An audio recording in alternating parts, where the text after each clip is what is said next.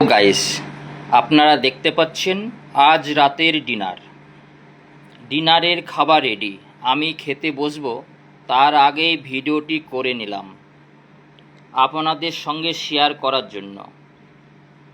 আজ রাতের ডিনারে রয়েছে পরোটা, দেখতে পাচ্ছেন পরোটা, আলু চিচিঙে ভাজা, দেখতে পাচ্ছেন আলু চিচিঙে ভাজা পেঁয়াজ দিয়ে,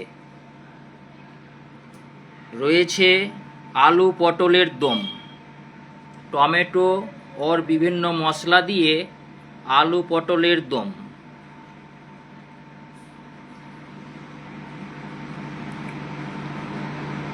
আমার ডিনারের খাবারগুলো আপনাদের কেমন লাগে?